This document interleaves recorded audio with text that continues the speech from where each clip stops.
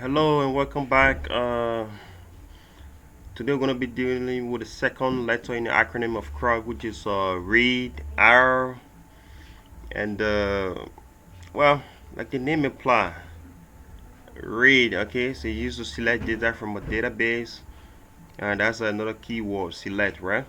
So what we're going to be doing in this video is we're going to be fetching all the records from the database and displaying them, and we're going to be fetching the record based on certain conditions from the database to display them. Okay, and the data return is stored in a result table called the result set. So the result set is based on the kind of query that you read. You want to fetch all the record from the database and store it and display it. Now when you fetch the record, you're going to be stored somewhere. That condition or that query is going to be stored somewhere, and before it can be displayed to the end user to see. And that result is what we call the result set. Okay, now there's nothing to do in this video. Is going to be short, so to not waste our time, we'll log back onto our server.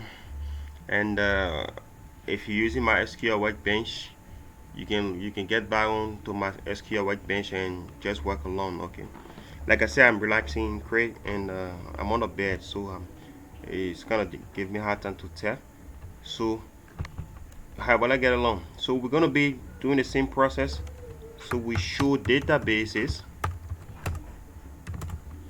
and now we're going to be using student DB. Okay, so we change from none to student DB, and now show tables. I've got one table already, and let's see what fields are in the table. Oh, I'm sorry. We got something like show create table called students. We got first name, middle name. So this is not how we want to fetch the record from the table. These are the columns that are in the table currently, but we want to see if the table got records and things inside. So the very first thing we're going to do, we want to fetch everything. We don't want to set a condition for it right now. Okay, so in that sense, what you do, you say select. Like I said, select is a keyword for read, right? Select everything, select all, but you cannot say all like this. No, what you do, you hit the asterisk, select asterisk or star. Some people say star. Usually call it asterisk. Select all. Asterisk stands for all. From where? Student, the table name, right? And you terminate the statement with a semicolon once more. This statement, what it's going to do is going to fetch every single record from 1 to the last record and display onto you. So if I hit enter, it's going to fetch all the records that are in that table. In the last video, we only inserted one record, so I took the initiative to do the rest of them for you. Okay, so it doesn't matter the same step we did the first one, you can do the same step with this. So you see what I did? I say select all. The asterisk actually stands for all. From student, it fetch all the record from the student table and display them to me. Like I said in the previous video, you see the fees, what happened to it is decimal 19.2, so it put 00 right after, it put 2 characters right after the actual fee. That's what decimal 19.2 character can do. Okay, now maybe your boss man does not want to see all the record. He only want to see the record for only the female students that he get in the entity. Those are conditions that you will be seeing tomorrow out there. So what you need to do as a database administrator now, you need to conditionalize this query. In that sense, what you do, first of all, let's go over what happened. We're going to say show create table of students, right, before we fetch the record. Now if you look at this, student ID is auto increment is a primary key. So you see what happens, student ID, I didn't insert this 1 2 3 4 5. No, I only provided field for first name all the way to fields, and what it did, it imported this one for me. That's what the auto increment does, auto increment by 1. But however, it is the primary key, so the primary key automatically increase that number for me. Okay, number 2, first name vacuum of 30 character, except all these ones are all correct. But for the contact, you see I got integer also there too. but I started from 0. But integer does not start from 0, it starts from 1. It's expecting number, expecting something, so it starts from 1. So you see, when I put 0776, it took out the 0, it only start from the 776. Okay. And lastly, the fee, I use decimal of 19 places, so I want 19 place value before the last 2. The 2 actually stands for, after you enter the figure, I only want 2 right after the decimal places. That's what it stands for. Okay. Now I hope that will do, and then we can come back now. Now we don't want to see the list of all the students in the system. We don't want to see the female students. Okay. So you need to conditionalize that query to select all from select all from students. You're coming in with the where clause now, where gender is equals to female. This is a clear English. This query is a clear English. There's nothing yet to confuse anyone.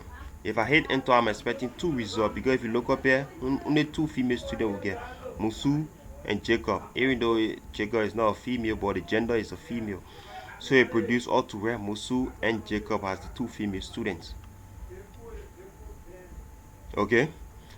Now, maybe that's not what you want. You can set multiple conditions. It's not supposed to be one condition. Okay. But where clause comes in, other by clause comes in, those are things that are beyond the scope of this tutorial for now. Those are advanced tutorials and things. Okay. So we're selecting all the female students. Let's do the same thing for all the male students too. Select all from students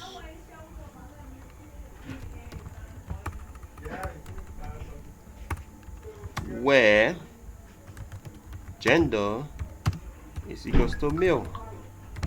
I hit enter, it produces the same thing. I can also hit the up arrow to go back to that query and add another condition, or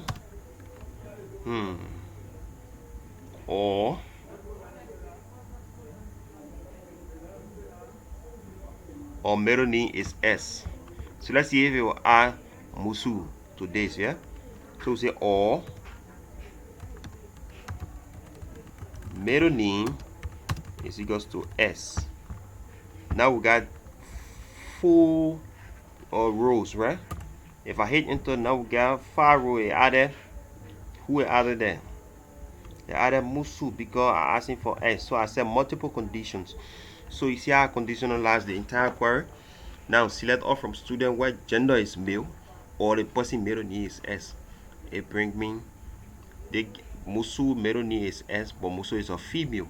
But the rest of them, their middle name is not S, but their gender is male, because that's what we ask for within the query. You can set the query based on any kind of criteria. Let's do a logical query. Okay. Now you can say select